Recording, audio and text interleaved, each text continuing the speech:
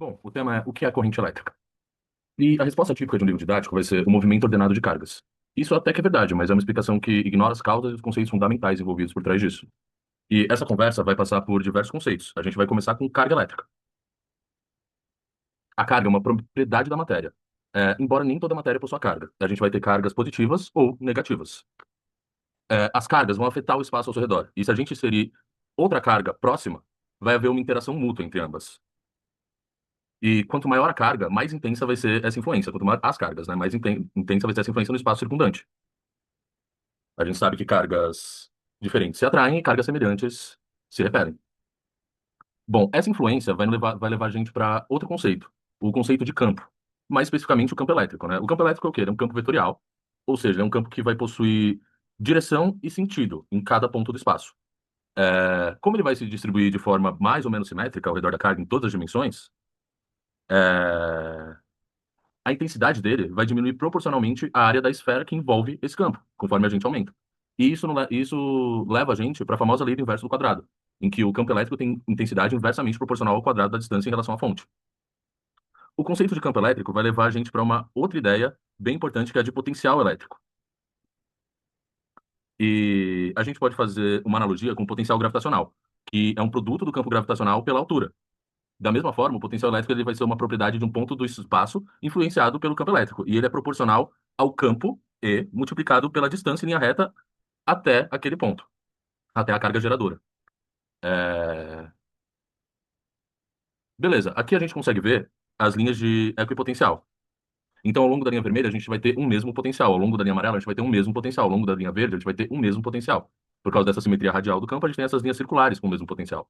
E esse cara vai levar a gente para um outro conceito bem importante, é, que é o conceito de energia potencial elétrica. E a energia potencial elétrica ela tem relação com o potencial quando você insere uma partícula carregada naquele ponto do espaço que tem o potencial elétrico. E essa energia vai ser dependente do potencial elétrico daquele ponto do espaço e da carga Q da partícula, né? Então a gente vai ter U igual a QV.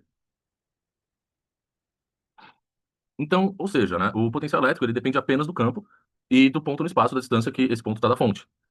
Enquanto a energia potencial depende também da carga envolvida. Então, existe essa diferença entre potencial e energia potencial. O potencial elétrico é medido em volts e a energia potencial é medida em joules. Isso também leva a gente para uma outra ideia, que é a diferença de potencial, né? Então a gente vai ter potenciais diferentes em linhas equipotenciais diferentes. Agora, com esses conceitos em mãos, a gente já pode entender o movimento de cargas. Quando a gente aplica uma diferença de potencial, ou seja, uma DDP, nas extremidades de um fio, a gente vai criar um campo elétrico ao longo desse fio, certo? Ao longo do comprimento dele. E esse campo vai exercer uma força sobre os portadores de carga no interior do fio. E esses caras vão ser, nesse caso, os elétrons, né? Que a gente pode ver ali como as bolinhas azuis. A gente tem o campo elétrico com linhas verdes e as equipotenciais em volta. Esse campo exerce uma força sobre os portadores de carga. E a gente pode pensar de forma análoga a uma pedra que cai de um ponto mais alto para um ponto mais baixo, por influência da gravidade. As cargas elétricas elas tendem a se mover de regiões de maior potencial para regiões de menor potencial, se nada estiver impedindo elas. E é aqui que a gente chega na ideia essencial. A diferença de potencial é o princípio central por trás da corrente elétrica. O movimento dos portadores de carga entre dois pontos só ocorre se houver uma diferença de potencial entre eles. E é por isso que precisamos de circuitos fechados, para garantir que haja uma DDP contínua entre os pontos do circuito, permitindo que as cargas fluam. No entanto, esse movimento não vai ocorrer livremente. Ao se movimentar dentro de um meio material, os portadores de carga interagem com os átomos e estruturas do material. Então, eles vão perder uma parte dessa energia em forma de calor. Essa oposição ao fluxo de carga é o que a gente vai chamar de resistência elétrica. A resistência vai depender de fatores como o material, o comprimento do condutor, a área de seção transversal e a temperatura. A relação entre a diferença de potencial, a corrente e a resistência é dada pela lei de Ohm, em que U igual a RI, onde U vai ser a DDP, R a resistência e I a corrente. Ou seja, para uma mesma DDP, quanto maior a resistência, menor vai ser a corrente. A resistência regula o quanto de corrente consegue passar por um determinado meio, funcionando mais ou menos como uma espécie de válvula de controle natural.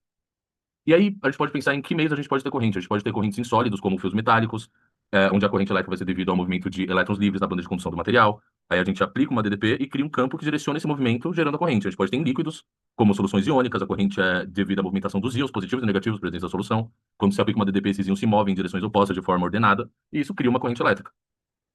É, é basicamente isso.